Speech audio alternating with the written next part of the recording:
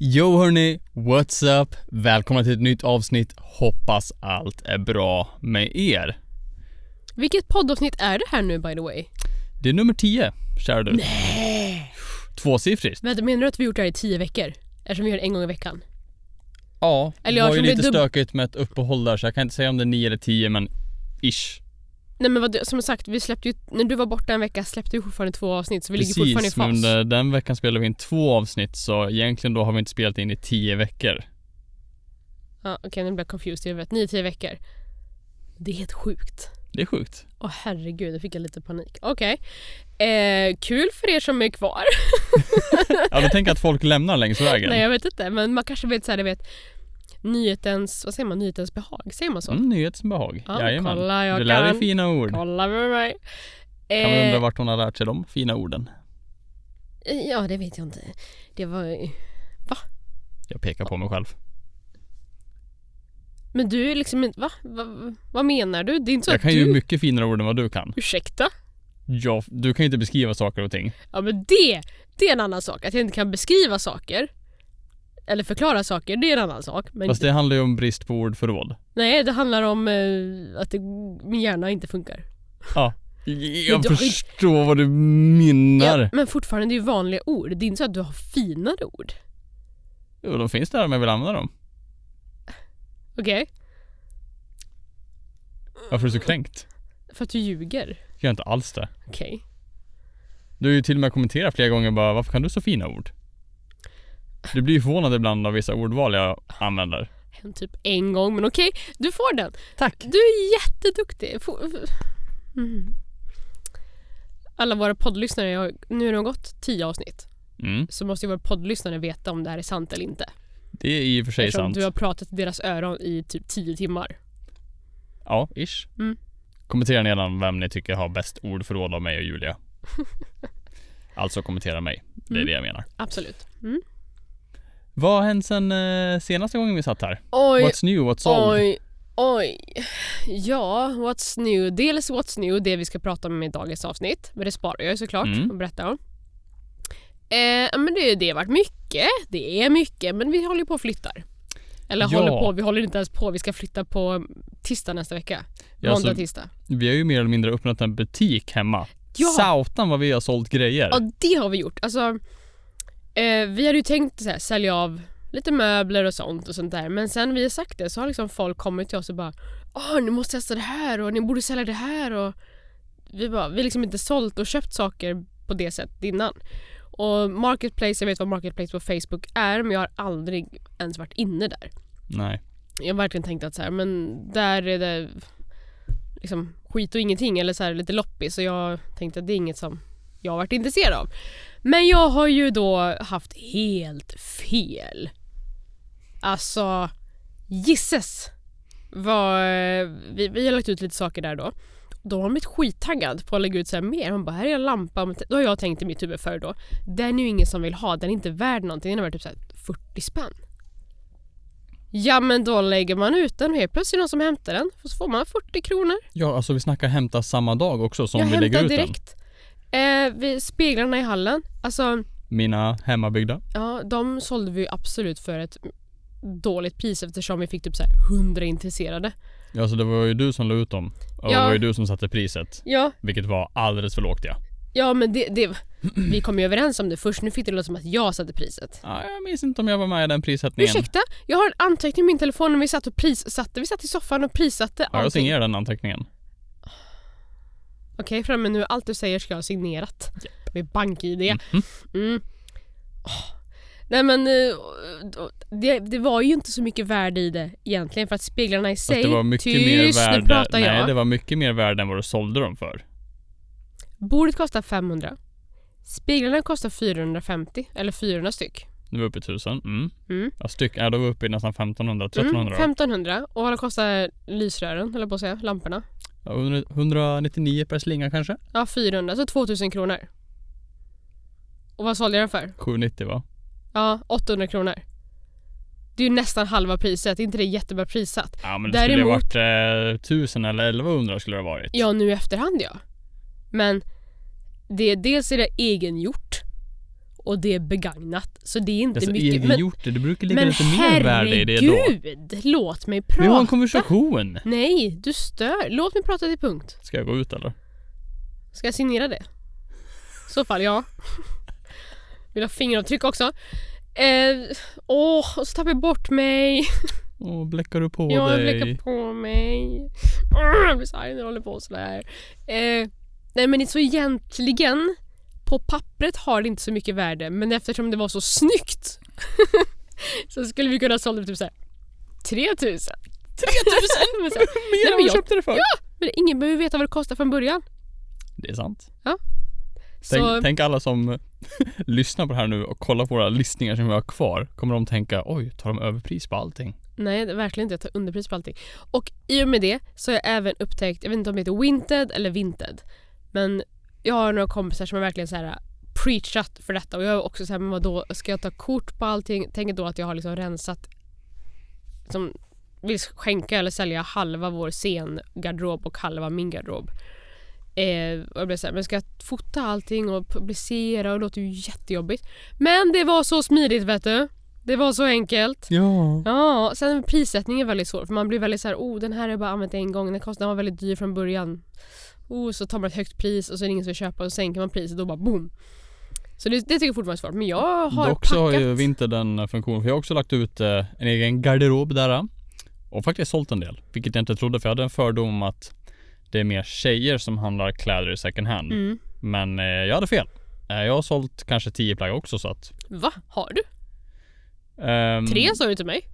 Nej, alltså runt 10 har jag sålt. Jaha, jag har sålt typ 17 eller 20 nu, tror jag. Ja. Men det här innebär också då att jag... Nej, men jag skulle säga att... men varför sluta vara irriterad? Du har frågat mig vad hänt sen senast. Ja, nu hugger jag in. Jag har inte frågat dig än. Nej. Tänker jag inte göra, eller? Nej, det behöver inte göra. Men då har vi inte den funktionen när du, för du får välja massa kategorier när du laddar upp ditt plagg. Märke, material, där. Och då matchar den mot liknande artiklar som ligger ute. Och då får du ett prisförslag vart du bör lägga dig. Ja, men jag tycker det prisförslaget är helt super över priset, eller bara säga vad tvärtom. Ja, exakt. Så. Jättelågt. Här kommer ordförrådet in. Överlågt. När de säger, andra har lagt 20 spänn för det. Men vänta. 20 kronor, jag köpte den ju för 1000. Alltså. Ja, men det kan jag hålla med om. Men det är i alla fall ett riktmärke. Ja, så jag har väl lite så här att jag... Och så jag testat att sänka, jag testat att höja lite. Och nu slår jag till micken. Så får vi se. Ja, men hittills har 20 plagg.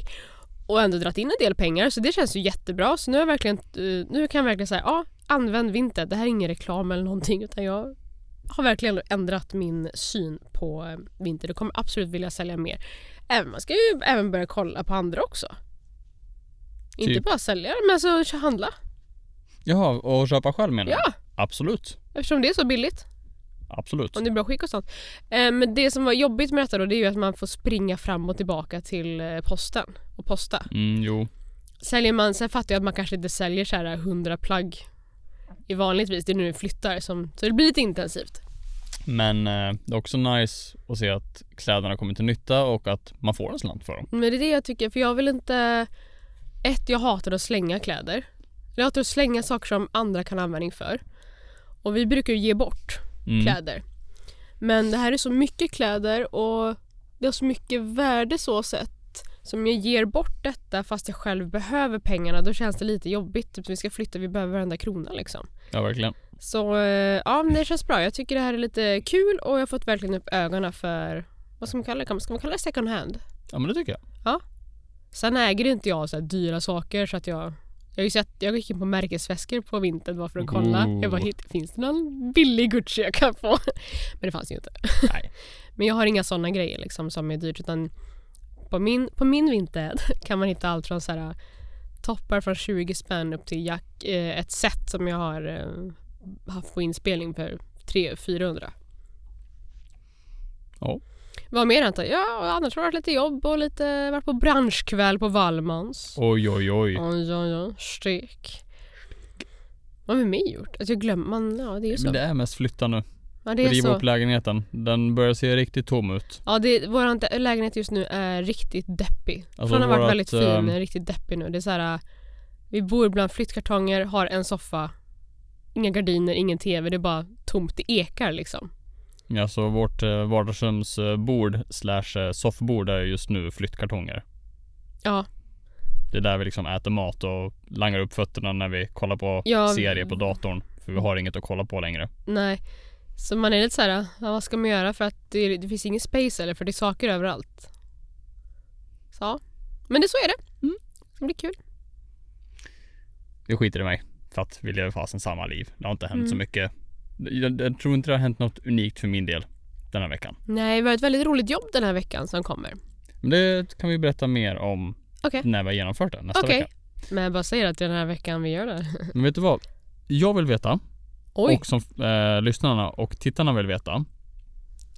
Vi glömde ju slarviga som vi är i förra veckans inspelning. Och följa upp på när Jenny och Andreas var här och spådde oss. Just det. Då de fick väldigt intressant kontakt med vad som kan ha varit din morfar. Det följde vi aldrig upp på. Nej, men vi gjorde ju inte det, va? Och det var ju lite saker jag skulle kolla upp där. Innan vi följer upp, ska vi rulla introt? Alltså det är helt sjukt hur sent introt kommer. Okej, jag vet, det är därför jag kom på det nu. Jag bara, för börjar vi det här och ta introt sen så. Och sen går vi direkt över till veckans googling och sen är det slut. Vi är ingen bra på det här, hörni. Rulla introt.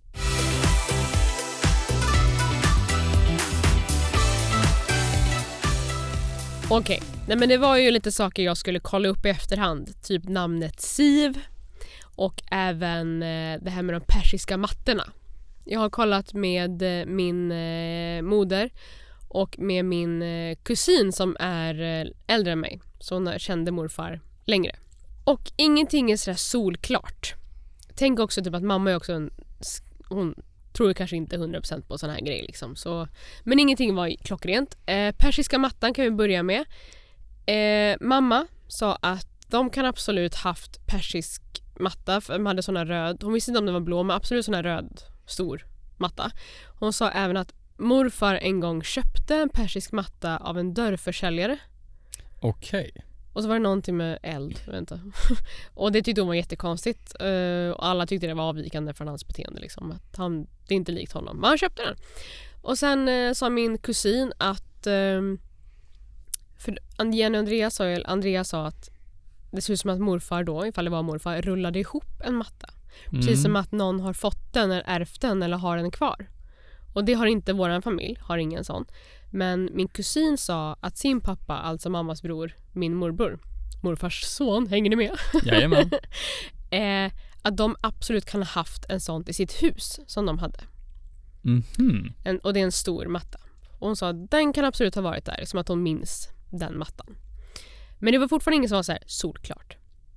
Namnet, och sen måste jag säga att det var väldigt trendigt också med persiska mattor på förr. Och så sen namnet Siv. Det som båda sa direkt när jag sa namnet Siv, det är att min morbrors svärmor heter Siv.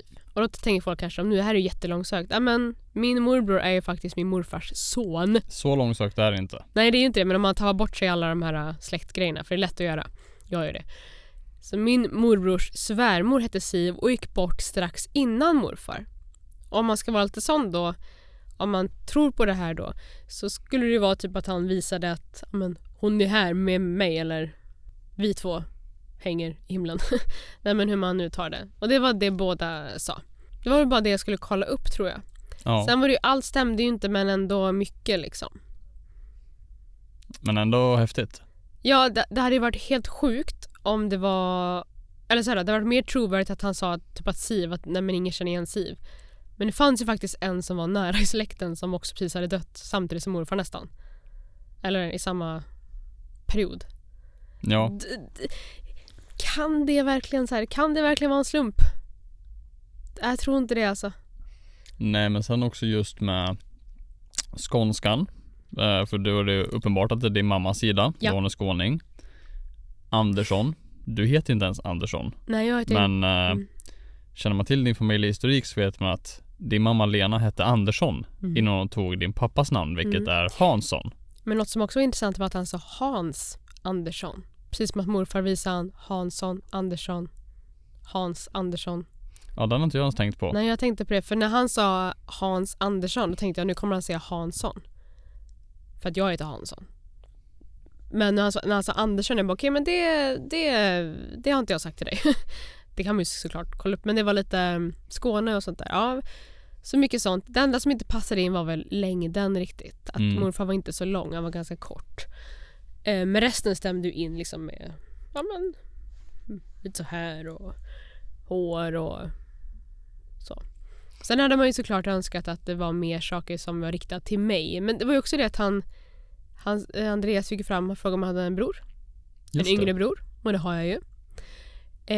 Och sättet morfar i så fall skulle kommunicera med mig. Det kanske inte jag har tänkt på så mycket, så det vet man inte. Och att han såg mig i en viss ålder. Och det var ju den åldern jag faktiskt var när morfar gick bort. Så det stämde ju också. Den är också väldigt så här långsökt. Hur kunde du veta det? Hur visste du att jag var 13, 14, 15 den här gången när morfar gick bort? Ja, exakt. Det skulle lika gärna kunna varit men du var liten. Eller det var nyss.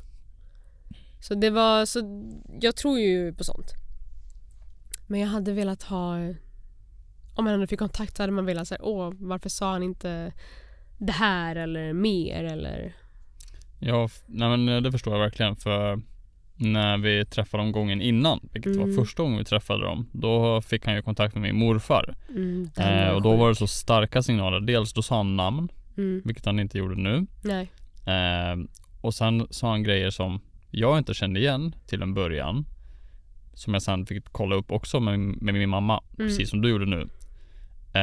Och då var det ju saker som stämde, som typ så här någon gammal flamma som man var med back in the days, som så här, det finns inga papper, de är inte så här gifta eller någonting, det finns inga papper liksom på det. Nej, det är så här, de vet. Och det var också ett unikt namn. Ja, det är en annan sak om man säger typ så här. Vad var det?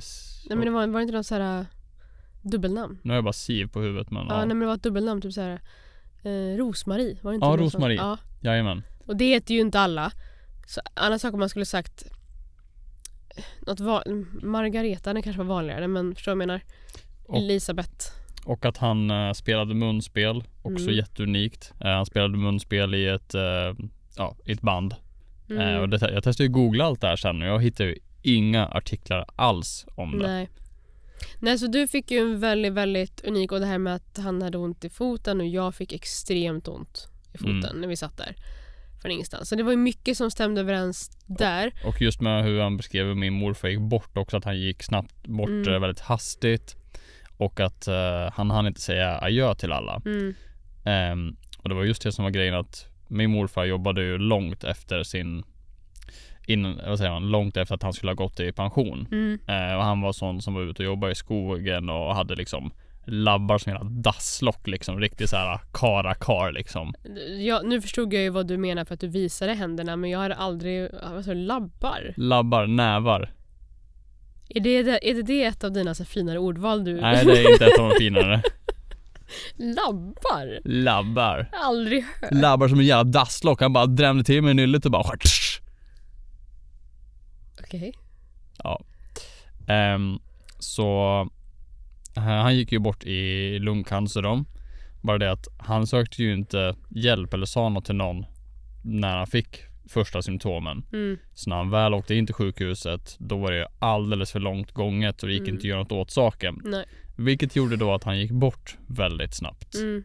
Så att jag fick ju mer specifika grejer på så sätt. Ja, och det var ju det som var så himla häftigt. Sen är jag väldigt, för jag har aldrig varit med om sånt här innan, så jag tyckte fortfarande det var väldigt fantastiskt att han ens fick fram det lilla som kom fram.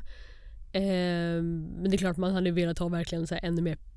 Ge mig mer. Men ja, det var i alla fall en väldigt fin stund. Om man kollar på klippet på YouTube ser man hur vattniga är ögonen för att det var så, jag blev så berörd. Det blir så heligt på något sätt. Ja, det är en väldigt trevlig stund. Det är samma, men så känner jag ju generellt. Jag har ju snackat om det här för mig. Jag måste sluta hypa upp Jenny och Andreas. Folk, de kommer tro att jag är en stalker. Jag tycker de är jättevarma och jättehärliga. Man mår så bra när man är med dem. Man mår så bra när man har varit med dem. Och det har ju faktiskt många av våra lyssnare och tittare här nu sagt också att åh gud vad härliga de verkade. Och de är det, alltså de är verkligen det. Och nu har vi ju hängt med dem då. Det har vi. Jag vill bara dock flika in en grej Okej. innan du kommer på det. Så gör ditt bästa nu för att komma ihåg vart du skulle. Så lås in minnet. Ska jag bara säga för det Jenny och Andreas förvarnade oss för innan vi träffade dem första gången och skulle spå oss, det är att när man gör det här på offentliga personer, då kan du oftast misstro för att det är så enkelt att kolla upp information om de här personerna. Jag vill bara säga att Jenny och Andreas är några av de mest genuina människor jag någonsin har träffat. Och de har alldeles för stor respekt för sitt yrke för att besudla det genom att kolla upp information om någon innan. Jag vet att de inte skulle göra något sånt. Men jag vet att det finns alltid de som misstror där ute. Så lite med de här grejerna i allmänhet som vi pratar om och det vi kommer att prata om. Lite någonstans tror jag bara att man får välja lite vad man tror på eller inte. Absolut. Så jag vill bara ha det sagt. Ja. Och jag respekterar allas åsikt. Man får tro vad man vill. Vi snackar inte om det här eller utredningen vi gjorde nu. Vi gör inte det för att bevisa någonting för någon annan. Det är ju av vårat intresse och vår nyfikenhet vi gör det. Ja. Och den nyfikenheten för mig har ju kommit av Jenny och Andreas. Så är det. Jag är ju både liksom... Vad reagerar du på nu? Jag tyckte det rörde sig bakom mig. Man är ju på helspänn va? Ja. Den senaste månaden. Innan jag ska gå in på det jag ska gå in på. Nej, men jag vill också... Jag är inte 100% i att jag tror. För jag är en skeptiker. Jag tänker att det finns alltid en logisk förklaring. Jada. Men eftersom jag är så rädd och med det jag har varit med om med dem och med det de har berättat och det jag har sett nu då, så är det ju... Jag blir nyfiken. Och det är... Den här gardinen beter sig väldigt skumt. Jag har sagt det innan också. Men det måste vara något som drar någonstans. Det är där inne i hörnet där. Ser du det? Ja, det... Det rör sig ganska mycket liksom. Ska vi dra en sån här... Om jag är helt tyst nu.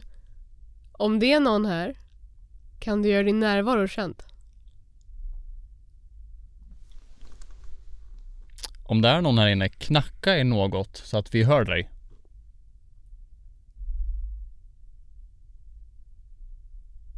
Eller ta på någon av oss. Nej, om du nej, är fy här fan. inne. Nej. Avbryt. Ja. Det är det jag menar. Herregud. Nej, men när jag träffat Jenny och Andreas, jag tycker de är så himla cool. Men... Nu ringer någon. Det var bara min moder. Hon får vänta. Ja, det är din mamma som är... Tänk om du skulle stå typ såhär, morfar. Nej, men jag tycker deras arbete är så intressant och det de gör. Så jag har blivit så nyfiken på det och intresserad. På en hobbynivå. Jag menar. Men det är inte så att jag är så här. Men samtidigt är jag lite 100% att det finns någonting. Sen vad det vet jag inte. Men kan jag gå in på det jag skulle gå in på nu då? Jag vill bara säga min åsikt också. Men, ja. Men du sa ju precis din åsikt om detta. Vad tror jag på då? Det var ju det som var lite oklart. På samma sätt, vad tror jag på? Ja, exakt. Lite oklart. Så jag tror också att jag tror det finns andar, tror jag. Jag tror inte det finns spöken. Men och sånt. Hur skulle du beskriva vad är en ande då? Ja, men folk från andra sidan som har passerat till andra sidan som vill kommunicera med oss. Men tänker du att det är liksom en fysisk, alltså en ande som människa? Nej, inte så konkret, men så här, ja, jag tror absolut morfar kan vilja kommunicera med mig från andra sidan. Och gör det i form av en knackning, en känning, ett ljud. Det tror jag absolut på. Ja. Men det är väl, det tror jag också på. Men sen vet jag inte, jag kan inte utveckla det någonting. Om det är en energi, alltså så vet jag inte om det är en som människa. Anyways, kan jag gå in på det jag skulle prata om nu? Let's go. Nu du, jag har liksom hållit den här, du tar lås in den, jag har hållit den länge, det är liksom on the edge. Nej, men så här då va. Jenny och Andreas som var här. Vi har ju del 1 och del 2, om ni går tillbaka och lyssnar på dem, om ni inte lyssnar på dem. Och de jobbar ju som massor saker. Men Andreas är ett medium. Jenny är inte ett medium, hon är medial. livscoach. Och livscoach. Och de här två är ju ett väldigt unikt och väldigt intressant par. Som ni vet nu, så jag ska inte prata mer om det. Men vi har ju då varit med dem på en sån här spökutredning. Paranormal utredning. Utredning av ett hemsökt hus. Ja, och ett av Sveriges mest hemsökta hus. Så tänk er ett avsnitt av spökjakt som är väldigt populärt just nu. Det har vi gjort tillsammans med Jenny och Andreas. Och det är så jävla coolt att vi har gjort det. Det är helt otroligt. Så det är bara vi 4. Jag vill också tillägga det. Inget kamerateam, ingen ljud, sånt där. Utan det är bara vi 4 med vår egen utrustning. Och deras, vad kallar man deras utrustning? Spökutrustning. Nej, men de har ju mätare och olika...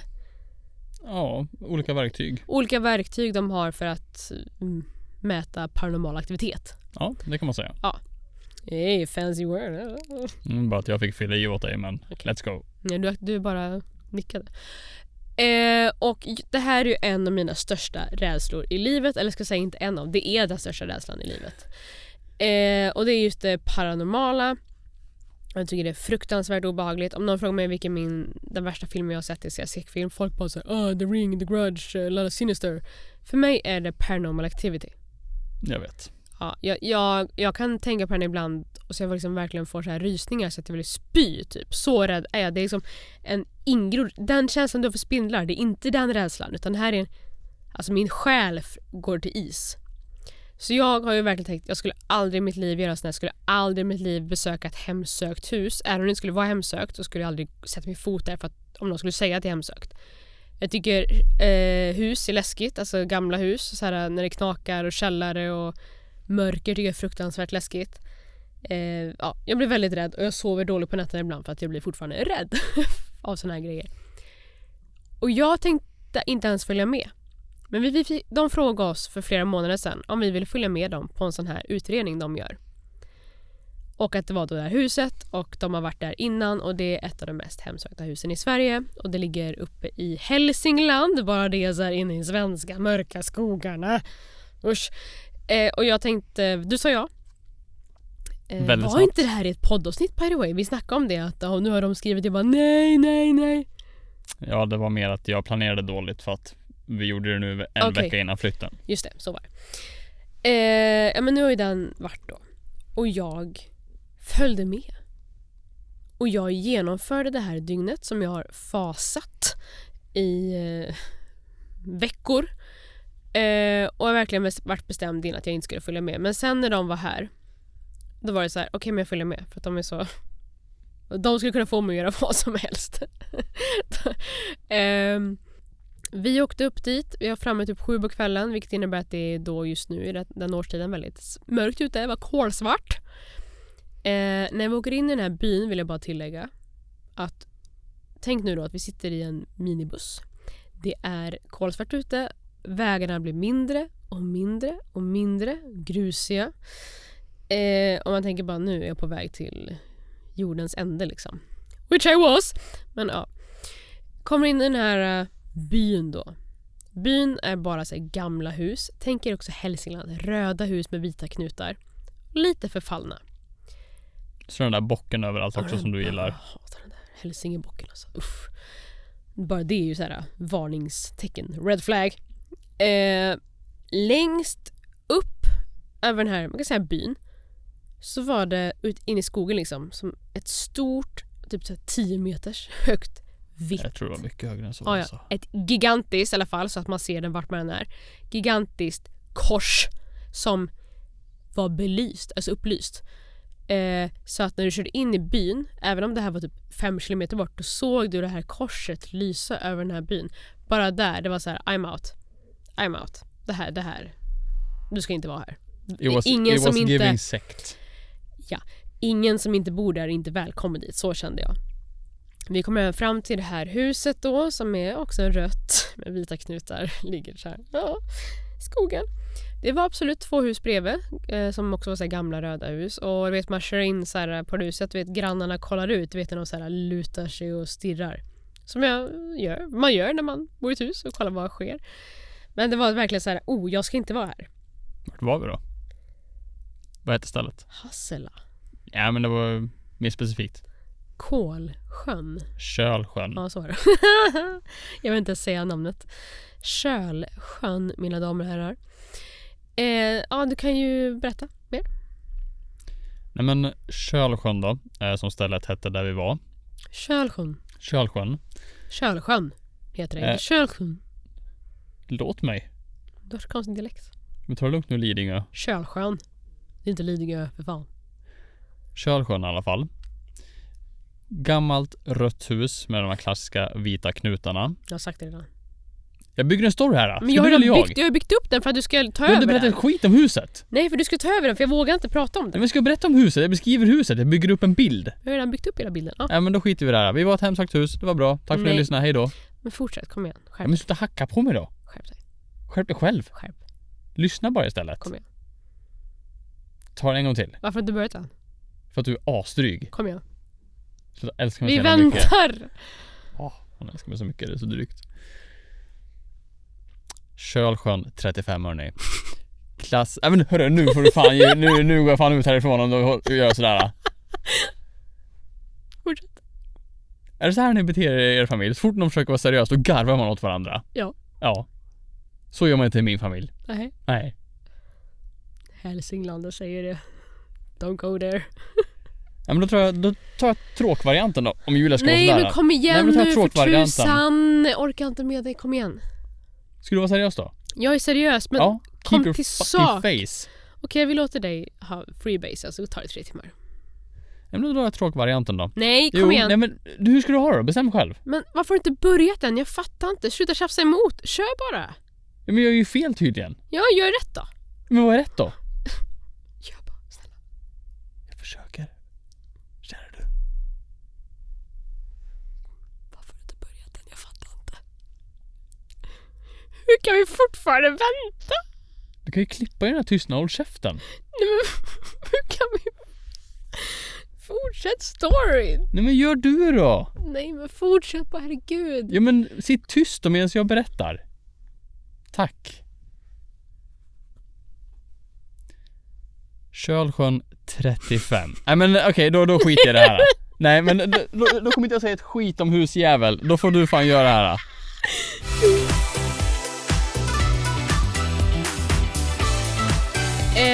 Kölsjön då har en story. Det var ett annat medium som faktiskt äger huset. Och det var ju för att hon var där och skulle utreda huset för att en familj inte kunde bo kvar där. Och de hade bott där var 15 år men kunde inte bo kvar, så hon skulle åka upp och liksom rensa huset eller kolla vad det var och hur fixa det liksom. Men hon kunde inte det för att det var så hemsökt och så mycket aktivitet. Så hon köpte huset. Och hon vågar inte vara där själv fast hon är ett medium. Och i huset så fanns det QR-koder lite överallt. Där stod det vad som hade hänt i varje rum. Vad hon har upplevt och vad andra upplevt. För det har också varit flera där i grupper som har utrett det här huset. Jenny och Andreas har varit där flera gånger och vill jättegärna åka tillbaka för att det är så mycket aktivitet och att det händer så mycket saker. Om ni kollar på YouTube så kan vi länken till det här huset, för man kan även hyra huset. På egen risk. Som ett Airbnb exempelvis. Och så kan man även läsa om huset, vad som har hänt i varje rum och sånt där. Och sen får ni kolla på YouTube-videon. Men det kommer snart. Vi gick in i det här huset och jag var pissrädd. Alltså du vet, så benen skakar. Jag har inte känt den här rädslan sedan jag var liten. Eller tänk att du går upp på en scen eller ska ha en föreläsning inför folk när du ska prata. Jag tycker det är väldigt jobbigt. Den darrigheten som man hade i skolan typ, den kände jag. Att man inte kan kontrollera sina ben eller händer eller röst. Så vi gick in, men vi tände upp då. Och då var det så här, när man kommer in, det första man ser ju så här, okej, det är ett gammalt hus. Det är gammal inredning. Det är läskigt oavsett om det skulle vara aktivitet eller inte. Det är ett läskigt hus. Gammal kristallkrona, bilder på väggarna på som är från 1700. Ja. Så vi gick in och la oss lite saker och började, mer eller mindre. Och jag tyckte egentligen inte huset i sig, det absolut det var väldigt spöklikt och så. Såg ut som, ja men egentligen det kunde vara vilket avsnitt i spökjakt som helst liksom. Speciellt av de svenska ställena som de besöker. Men för mig kändes det lite hemma nästan. För att det är ju så jag är uppväxt. Jag bodde ju i en stuga på tomten när jag bodde hemma. Röd stuga med vita knutar liksom. Så att för mig, det var inte så långt ifrån hemma. Så det kändes inte alltså så läskigt nödvändigtvis för mig. Jag tyckte det var fruktansvärt obehagligt. Jag tyckte det var jätteobehagligt med det där allrummet. Ja. Gammal tapet, man verkligen kände så här har folk suttit och ätit middag liksom. Kristallkronor, gamla bilder, svartvita bilder som är Ja, köket kändes typ det som det lugnaste, det var som safe zone. För då kunde man sitta där och så började vi och det var så kallt, det var 4 grader. Så vi satt ju liksom i vinterjackor och vantar och mössa liksom. Vi började med att värma oss med lite så här te och värmt på lite pizza i ugnen och sånt där. Och man ville ju bara stanna där, kände jag vill ju inte så här. Du var och Andreas uppe på övervåningen och grejer va? Vi gick ner i källaren och satt på vatten och såna grejer. Fy. Och då säger Jenny och Andreas liksom att huset är knäpptyst. Att det är ovanligt tyst. Att när de brukar komma in här brukar det vara aktivitet direkt. Och det gjorde typ lite ännu mer obehagligt. Att det var så tyst. För det var verkligen knäpptyst. Typ som inne i studion här. Sen kom vi igång med utredningen ganska sent. Vilket jag tyckte också var jobbigt. Vad gäller du kolla på det? Gardinerna rör sig. Ja. Men ja, jag vet inte. Ja. Alltså vi får inte kolla så, det bara. De börjar sätta upp sina redskap de har. Eller verktyg så är det de kallar dem mer. Och de mäter olika så här, statiska fält och någon maskin får man upp ord i och såna här grejer. Ja, vart började vi? Gick vi upp först eller? Ja, det gjorde vi. Vad hände då exakt? Jenny och Andreas kände av lite grejer där uppe. Men de får in mycket bilder och sånt som inte vi ser eller känner av. Så de får in massa saker som du och jag inte ens registrerar. Nej. Så de fick in lite saker där uppe, men det var ändå relativt lugnt. Sen gick vi ner till nedervåningen och de sa att det kändes som att huset inte riktigt har vaknat till ännu. Och då kommer vi till den här ringklockan. Huset gillar inte höga ljud. Känns ganska klassiskt för ett spökhus, men ja. Så var även fallet med det här spökhuset, hemsökta huset. Och då hängde det en ringklocka på väggen när man kom in i huset. Och stod det en lapp att huset gillar inte höga ljud. Ring på egen risk. Och då började Andreas hetsa mig. Han bara, men Nino, du ska inte gå och ringa på ringklockan då? Hetsa? Han ställde en simpel fråga. Ja, det är hetsa. Nej. Han frågade, men Nino, ska inte du ringa på klockan? Så jättelugn som han är liksom. Ja, jo, visserligen. Men... Sen är det du som hetsar spökena. Ja, jag bara, absolut. Och det var ganska tidigt. Vi hade kanske hållit på 20 minuter in på utredningen. Inredningen. Ja, men du förvirrar mig. Ja, jag har inte gjort någonting. Nej, lite fel. Så jag ringer på klockan i alla fall. Händer ingenting. Jag börjar ställa lite frågor som de gör i spökjakt. Får jag bara avbryta? Vad är det för typ av klocka? Vad menar du med klocka? Det är en klocka med ett snöre på. Tänker, ja men samma konstruktion som en plingklocka, rastenklocka. Eller kyrkklocka om ni vill tänka så till och med. Så det är den här kulan inuti. Och så är kulan då ett snöre. Så jag slår i klockan och så börjar den gunga och så den här kulan slår. Ni kan ju då, med det jag vill få fram med det, ni kan ju då förstå hur högt ljud det är. Det är inte en ring utan det är dun dun dun. Och jag står ju där och bara känner, nu har vi fuckat upp hela vårt liv. Nu har du gjort någon arg och jag är din partner och lever med dig. Det innebär att det kommer följa med. Jag såg min död komma liksom. Ja. Men du visade inget av det här. 'Cause I'm awesome. Nej men jag bara, men fan, är inte du rädd överhuvudtaget? Du var kolugn hela tiden. Jag har skådespelat hela mitt liv, jag kan det där. Men vad skådespelar du inför oss för? Vad ska jag göra? Var rädd? Jag var pissrädd. Det var ingen av oss som noterade det. noterade det. Nej men jag sa ju, jag är jätterädd. Jag har sagt hela tiden, jag är jätterädd. Jag står här och andas för att överleva. Vad vill ni jag ska göra? Ja, vad vill ni jag ska göra? Skrika eller? Ja. Men det ska man inte göra. Jag gillar inte höga ljud så jag står i lugn. Ja, men så jag ringer den här klockan, ställer lite frågor då som jag sa som de gör i spökjakt, får ingen respons. Jag måste också bara, du förminskar det här. Du står och skriker upp till övervåningen. Är det någon där uppe? Ställ lite frågor. Det är inte så att, hur mår du? Är det någon där uppe? gör ett ljud! Knacka i väggen om det är någon där uppe! Händer ingenting, så du ringer igen en ögon och bara dö och länge. Du är inte typ såhär, en minut. Jag tänkte, nu ringer jag tills jag får ett svar. Ja. Vad händer då? Då börjar maskinerna på övervåningen gå igång. Gick vi upp då? Då gick vi upp. Och då gick vi först in i, det fanns ett rum där det var typ ett sovrum där det fanns en superäcklig barnvagn. Bara det, och då sa Andreas att han hade fått in lite ljud från det rummet, så här, någon som gick med typ blockklackar där inne.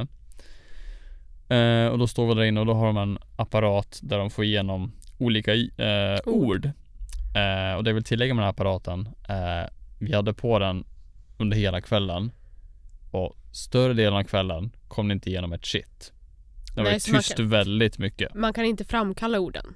När man vill, det är inte som man trycker på knapp så kommer ord. Nej, exakt. Det kommer bara då. Och då fick vi in riktigt otäcka ord. Alltså det var... Angry. Ja, angry. Run. Inte kill och sånt, men det var hotfulla ord. Ja, tänk om du är så rädd som jag är. Så liksom på insidan liksom, att du är så himla rädd. Och så kommer du upp i ett rum och så får det första orden du hör. Och för de här maskinen också, du vet, den var tyst hela tiden. Så bara, angry. Run. Precis, för den säger ju orden också, ja. Ja, just det. Och jag får gå så ut på nacken och bara säga det. Den bara där. Spottar ut ord. Alltså det kommer 10 ord kanske, 15. Jag tror att i videon, jag tror när du redigerar den sen, då, jag blir så rädd nu så jag kan ens prata. När de börjar säga de orden, då hör man mig. Nej. Jag har så ljud. Det är första ljudet jag har sagt i 3 timmar. Jag bara, nej. Och då tänkte jag, nu är det dags att avbryta. Ja. Att det här, nu är det någon som vill oss illa. Men vi gjorde ju inte, alla var ju kolugna och det fortsatte komma såna här hotfulla ord. Och man bara, nu smäller snart, tänkte jag. Jag satt och bara väntade. Jag ville bara så här, börja ihop mig och skydda ut mitt huvud ifall någon hugger mig snart liksom. Ja, alltså det var läskigt. Och sen hade de också en music box, tror de kallar det. Och då var det som en speldosa som skickar ut en signal, en IR-signal eller någonting. Och speldosan börjar då spela så fort den signalen bryts, att något är framför den. Och det här visar vi jättetydligt i videon också hur det funkar. Tänker som en laserstråle. Om någon bryter den laserstrålen så låter maskinen. Exakt. Och medan vi står i det här rummet då, får igenom de här orden på polterskripten som den heter, då hör vi speldosan börja spela i rummet bredvid. Och då börjar vi så här kommunicera så här, ja men vill du att någon av oss går ut ur rummet? Och så går dosan igång. Alltså då ingen är i rummet där dosan är. Nej.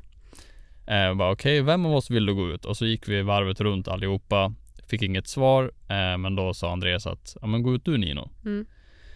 Så gick jag ut och så började Andreas ställa frågor så här, för att de gör en utredning, så de försöker ju då förstå vem eller vilka som är i huset. Så de ställer lite frågor ut efter det. Och får fram då att det är någon som som misstar mig för att vara en gammal vän till dem. Du var lik någon. Ja. Så det var en intressant kontakt. Och då den dosan den gick ju bananas. Jag gick bananas och ni ställde många frågor och den respondade på allting. Men det kändes typ lugnt för mig där och då. Ja, egentligen borde det typ så här vara jätte terrifying för mig, men för mig var det så här, för han ville inget ont, sa Andreas, och han ville kommunicera med dig för han tyckte om dig, för att du var lik en kompis till honom. Och då var det typ lite intressant. Det är där min så här nyfikenhet kommer in, att jag är så här, okej, och då var jag lugn. Men sen är det mycket, när man ställer de här frågorna, det är mycket den inte respondar på heller. Absolut. Det är det som är, den plingar ju inte på varje gång. Nej. Det därför känns som att då är det ett nej. Typ, för Andreas sa att det är någonting på R, det är någonting på verkligen ett R. Och då sa han typ så här, är ditt namn Rolf? Och då är den helt tyst. Precis som att, nej det var inte det. Och så satt vi andra så här, Ragnar, Rune, vi satt olika namn. Men det var inget att reagera på. Men när vi sa, börjar den på ett R, då plingar den. Så det är så här, men det måste ju vara någonting. Och vi är ju då verkligen, vi kan inte bryta den här strålen, för vi var inte där. Nej, exakt. Vi står ju en bit ifrån. Men det var ju intressant. Sen helt plötsligt säger, jag står ju med Jenny i en sån här dörröppning då till det här rummet som vi fick en massa hotfulla ord från. Och jag står ju alltid nära Jenny för jag känner mig trygg där liksom. Och då säger hon, nu står det en man bakom mig, Julia. Och man bara, och där frös jag till is. Och hon verkligen sa, han står här. Och Andreas, jag tror han intygade att det var det också. Eller om man bara fortsatte fråga, kommer inte ihåg. För jag var lite uppe i mig själv där.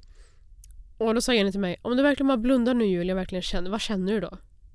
Men jag var ju så rädd, så när jag blundade, för mig var det bara att jag hörde mitt egna hjärta. Det var inte så att jag såg någonting, för att jag är alldeles för rädd liksom. Och den andra energin de sa var där uppe, den med hotfulla orden, den vill ju inte ha oss där. Nej. Så den här mannen, och då blev det tyst ut hos dig. Då var det som att den mannen du kommunicerar med, som tyckte du var lik deras kompis, det var som att den gick in till vårt rum och ställde sig bakom oss. Så din maskin blev tyst. Ja. Och det tyckte jag var obehagligt, för då var det okej, men då var det någonting som flyttade sig från A till B. Ja, för min dosa slutade spela efter det. Ja. Varför spelar den... Alltså man bara tänker som en skeptiker. Varför spelade den när du ställde en massa frågor ute med dig? Och när Jenny säger, nu står det en man bakom oss, så slutade den spela som att han förflyttar sig. Varför? Hur kan det ske logiskt? Det kommer jag inte på någon förklaring för, så det måste ju vara... Då väljer jag att tro på det där.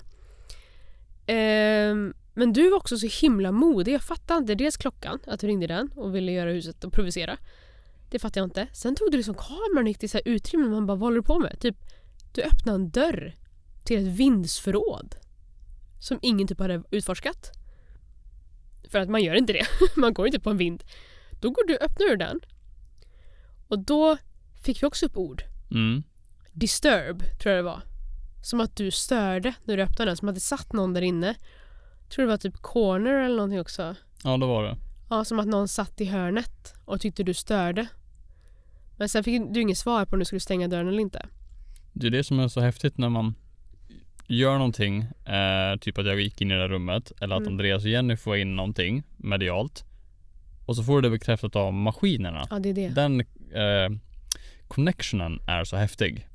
Och då är vi intelligenta människor, vill jag påstå. Nej, men jag såg jag kunde inte komma på någon logisk förklaring med det jag var med om och det jag såg. Jag har också läst om det rummet du gick in i. Okej. Det heter Kattvinden. Du har inte gjort det. Det är lite ett outforskat territorium. Men man ska akta sig för det rummet. För det är någonting där inne som är lite oklart. Men den vill gärna att man har dörren öppen. Okej. Vilket är intressant, för när du frågade, ska jag stänga dörren igen? Då slutade den svara. Precis som att det var ett nej. Det tyckte jag var intressant. Men så fortsatte vi då. Jag tar det vidare. Vi fortsatte ner i rummet. Under hela liksom vistelsen hör man liksom lite ljud ibland också. Men det tänker man, det kan man ju logiskt förklara. Typ såhär någon dun eller såhär dun, eller någon såhär, något hörn uppe eller någon såhär, någon sån typ, såhär knäppning. Och så min mage, alltså jag var så rädd, så hade ju världens magkatarr också. Så den bara... Vi bara, va? Vad är det? Ja, hela tiden. Alltså den gjorde så mycket roliga läten. Alltså jag hade ju så mycket gaser in i magen liksom. Och ont av magkatarren.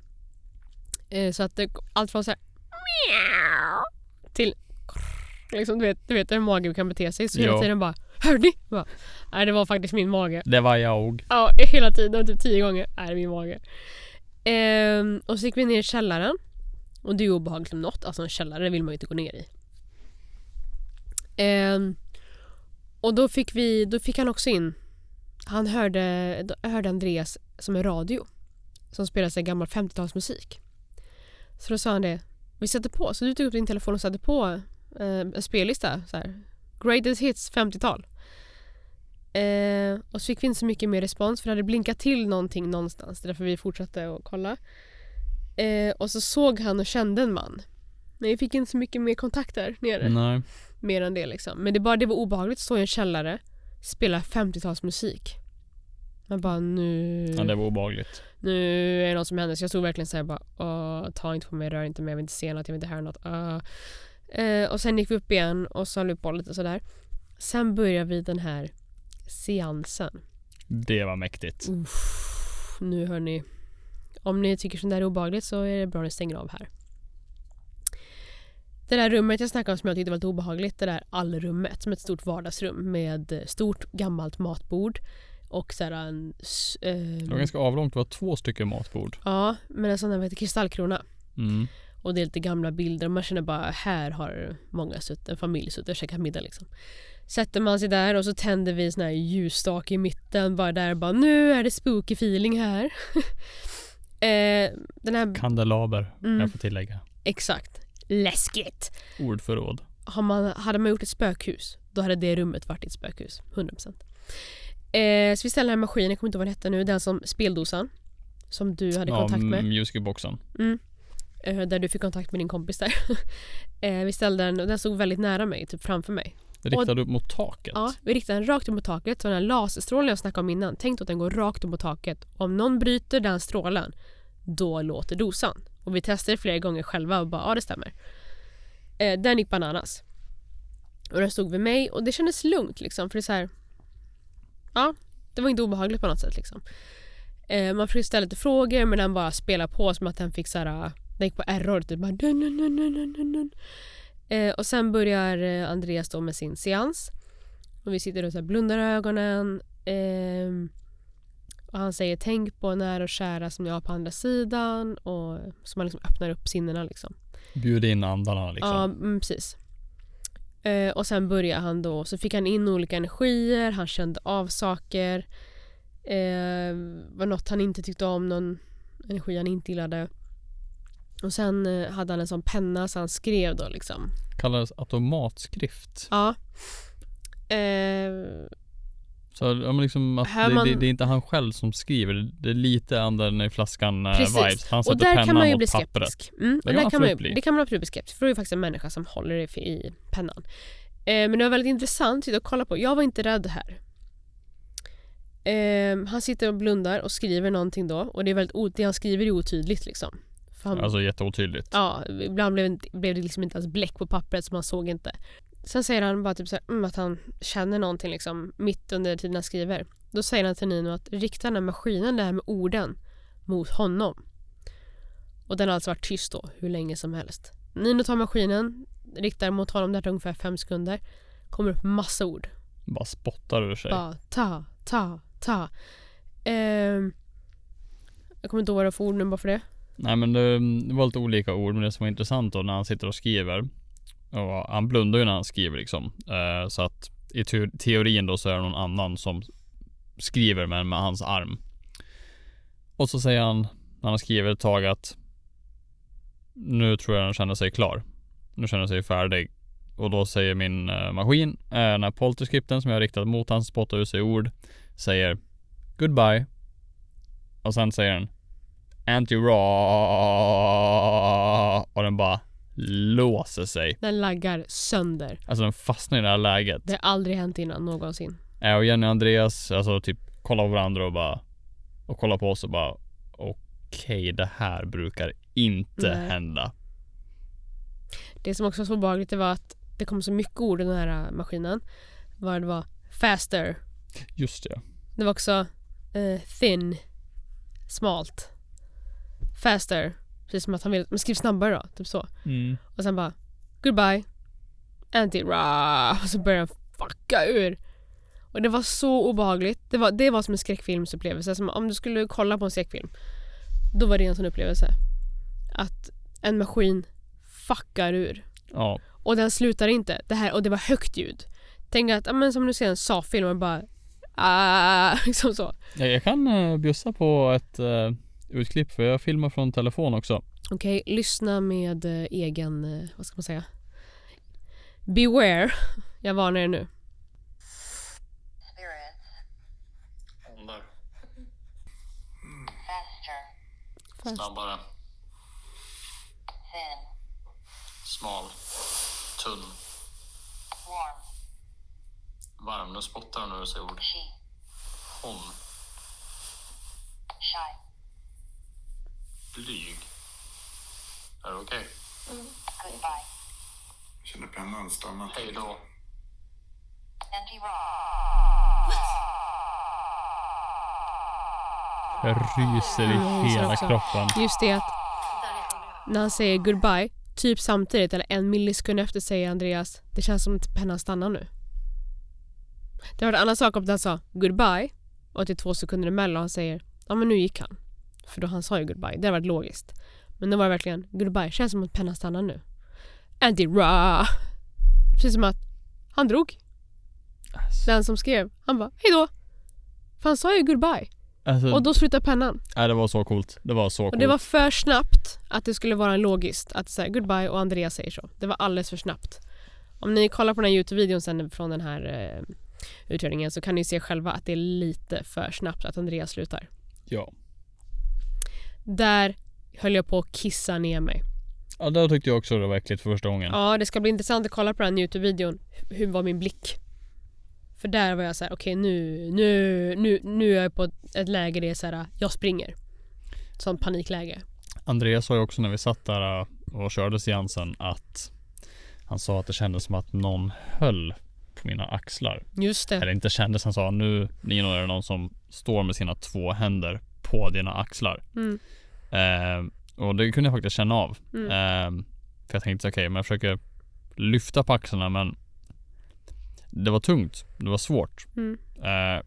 Jag sa det att om jag 10 alltid har så kan jag förmodligen lyfta på axlarna, men det tar emot. Det är tungt. Det kändes också äckligt. Och sen sa han en grej som jag glömde nu, men han sa att jag vet inte när på kvällen det här var, men det var typ, jag vet inte om det var efter upplevelsen eller före. Men det var, han sa att boken blev varm. Det var som en värme över boken. Och att han vände sig till mig och sa att så frågade han mig, jag känner här Julia om det är varmt. Och det var faktiskt, det är väldigt lätt så här, ni vet vad någon säger så här, ledande fråga, är det varmt här? Man bara, ja men det är det nog. Men det kändes verkligen som att det var just varmt över just den sidan han hade uppe. Och då sa han att han fick fram ett namn och att han sa Ulla, sa han. Och att hon riktar sig till mig. Som att jag har bjudit in henne. Som att jag har sagt att det är okej, kom fram. Och då trodde han att det var den här kvinnan där uppe. Han sa, har du signalerat till henne att det är okej att hon kom fram till dig, eller att du kan se henne? Och då sa jag, nej. För jag skulle aldrig bjuda in en sån ande där. Alltså det är okej, visa dig. Men hela kvällen har jag tänkt, sen de satt här, att jag skulle vilja ha mer kontakt med min mormor och morfar. Om jag skulle få kontakt. Så jag har hela tiden haft det som så tryggt, att jag tänkt på det, att om det är någonting jag vill se eller höra, för jag vill inte se eller höra någonting annat, så är det någonting tryggt som dem. Och när vi satt under seansen också, när han börjar med liksom den här meditationsgrejen, att tänk på era från andra sidan och välkomna in. Det enda jag tänkte på var mormor, för jag tänkte på hur de såg ut, minnen jag har av dem, Spanien, alla minnen vi delar från Spanien. Jag satt verkligen så här för att lugna ner mig själv framförallt, för att jag var så rädd och bara tryggt.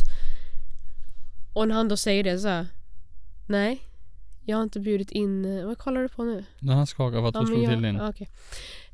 Nej, det har jag inte, så här. Men jag bjudit in min mormor som heter Ulla. Och då blev han här, okej. Så det var ju väldigt intressant. Verkligen. Och då sa han att hon gav honom bilder. Och det var bilder på mig och Nino uppifrån när vi ligger och sover. Och i huset. Som att det var bilder från framtiden, att vi ska sova sen. Och då var det som att mitt ansikte ligger liksom så här, som att jag drömmer liksom. Att hon kommer visa sig i min dröm. Men att jag inte ska vara rädd. Men hon kommer visa sig på något sätt. Men att jag absolut inte behöver vara rädd. För hon liksom skyddar. Ja, det kan inte jag bekräfta. Det hände, för jag sov inte ett shit den natten. Men det var också väldigt så här spännande. Sen om man inte fick mer där ifall det skulle vara så. Men det var bara så här, that was nice. Sen valde vi att avsluta. Det räckte liksom, klockan var 2. Ja. Vi hade utrett i 3 timmar typ. Och sen gick vi oss. Vi sov ju med liksom jackor, mössa och alltså full skidutrustning liksom, under täcken liksom. Jag sov ingenting, du somnade snabbt. Du drömde dock mardrömmar, för jag fick väcka dig. Och när jag ligger där liksom, man inbillar sig saker, man hör ljud och sånt där. Lala. Men sen på morgonen i alla fall så satt vi i sängen och pratade bara 2. Vi hörde faktiskt en knackning. Jättetydligt. 3 stycken. Knack, knack, knack i väggen. Och det var ingen av oss som knackade. För jag sa till dig, var det du som knackade? Men du bara, nej faktiskt inte. Det var så här, okej, men då blev jag inte rädd. Men det var verkligen så här tydligt. Det kan inte komma ett sånt knack, knack, knack tydligt från en vägg i det rummet vi var i. Nej. Och alla sitter i sängen, ingen är ens nära väggen och knackar. Sen käkade vi lite frukost i köket där och sen åkte vi hem. Och när vi skulle åka hem, då vi stod utanför, så här, avslutade vår YouTube-video och så här, tack så mycket, vi respekterar er, ni respekterar oss, följ inte med oss hem. Den där som man ska säga liksom. Sätter oss i bilen och sensorerna runt bilen börjar liksom blinkas eller så här tuta. Som att, ja, men du vet, som någonting är framför bilen. Och det finns ingenting framför bilen, liksom ett öppet fält och bilen står. Var inte det samband också med att Andreas sa typ hej då igen eller följ inte med oss? Ja. Och så var det som Tut. hej då. Och det höll på ett tag. Andreas sa fler saker, jag kommer inte ihåg vad det var nu, men han ställde några frågor. Just Och det, där finns- är du framför bilen så rör sensorerna nu typ. Ja, och så tut. Och en sån sätts ju inte på bilen. Det tutar ju inte framför om ingenting står framför bilen. Nej, och det är om du har ett objekt framför bilen som ger utslag på sensorerna, då är det konstant. Det här var ju bara pip. Som att någon gick förbi typ. Eller någon gjorde det medvetet. Ja, där finns ju då på videon också. Och det pep länge. Ja, det var så här, sista obehagliga grejen som så här. Sen drog vi då och då var det inte mer med det. Ja, sjukt häftig upplevelse. För mig var det verkligen en dream come true. Jag har ju velat gjort det här sedan jag såg första avsnittet av Spökjakt. Så att det var över all förväntan. Fick uppleva så mycket häftiga grejer. Och nu vill jag bara ha mer. Ja, du vill det? Ja, om jag får någon önskan så hade jag velat haft. Det har varit coolt med något man verkligen inte kan avskriva. Alltså så här någon hög smäll eller något fysiskt objekt som flyttar på sig. Jag fattar att det är mycket krävt, men det hade varit väldigt häftigt. Ja, precis. Men jag är väldigt, väldigt nöjd med utredningen. Jag är väldigt glad att jag inte såg något just sånt. För jag tror jag hade haft trauma resten av livet. Ja. Jag vill inte se det för min egen hälsa. För att jag är för rädd. Men ja, det skulle verkligen bekräfta saker och ting. Ja. Vill ni se hur utredningen gick och se avsnittet, så kolla in det på vår YouTube-kanal. Jag kan faktiskt inte säga om det är släppt när det här avsnittet är ute. Jag skulle säga förmodligen inte, för den här kommer ta lite längre tid att redigera. Men ni får helt enkelt hålla utkik på YouTube-kanalen, så in och prenumerera där, hörni. Men nog om det andra sidan och andarna och det hemsökta. Ja, sen måste jag bara säga att Jenny och Andreas filmar också, så en YouTube-video kommer komma på deras kanal också. Just det. Men vi måste rulla vidare nu. Ja. Will you do the honors? Nu är det roliga på veckan och det är dags för veckans googling. Rulla låten. Veckans googling. Dags för veckans... Ska jag börja idag? För jag brukar vara så jävla dåliga. Ja. Då kan vi spara den bra till sist. Absolut. Ja, men precis som väntat så har jag väldigt dåliga googlingar den här veckan. Men den roligaste jag har då, det är Mattias Bromé. Okej. Det är en hockeyspelare som spelar vart då? Nej, jag vet inte vart han spelar. Han är 30 bast i alla fall. Det fick på Snap igår tror jag eller något, att det var någon som sa, är det någon som någonsin har sagt till Nino att han är lik Mattias Bromé? Kan visa dig en bild så ska du få avgöra. Jag tycker spontant inte det. Nej, det tycker inte jag heller. Nej. Ja. Det var det alltså. Sen var det Dragon Ball böcker. Sen var det HDMI-kablar. Hassla sekt. Men gud. Ja. Nino fyller år väldigt snart och han skickade en önskelista till mig för jag har bett om den liksom. Då var det typ 10 stycken olika Dragon Ball böcker. Men du frågar vad jag önskar mig. Ja. Well, that's it. That was a mistake. Det är helt sjukt att jag berättar fel. Jag önskar mig fel Nej, men saker. Kommer du läsa de böckerna? 100%. Om det var typ 13 stycken tror jag. Jag bara, vart ska du förvara dem? Ska vi ha sån där hem när det är en bokhylla med så här 10-13 stycken så här Dragon Ball böcker? Det är inte så här fina fodral att det är böcker, utan det är så här som Kalle Anka liksom. Jajamän. All I want for Christmas Det is är Dragon Ball.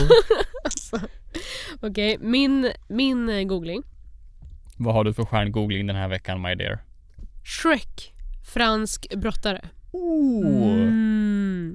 Andreas berättade för mig igår att när jag är i bilen hem. Vi pratade om filmer, vi pratade om Shrek. Och då sa han att visste du att han liksom skapad från en fransk brottare? Jag bara, va? Vad menar du? Så jag var ju tvungen att googla. Och då är det så här, han heter Maurice Tillet. Och det var han kallades också The French Angel. Och han var då en fransk fribrottare.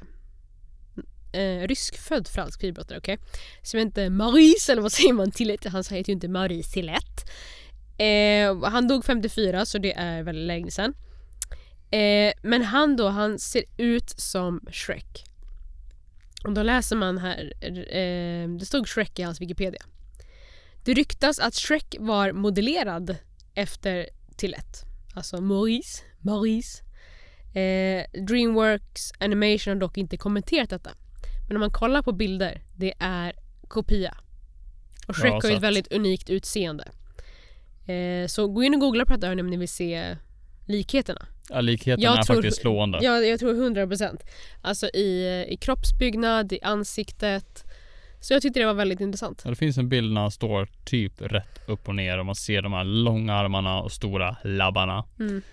Och alltså det är kopia på Shreks hållning. Ja, korta ben och ansiktet och öronen och allting. Det var allt för veckans avsnitt. Så tack så jättemycket för att ni har lyssnat eller kikat. Släng en tumme upp om ni gillar det. Lämna en review på Spotify. En kommentar på YouTube. Eller prenumerera, följ podden. Så ses vi eller hörs vi nästa vecka. Så får ni ta hand om er tills dess. Ha det bra. Ciao. Ciao.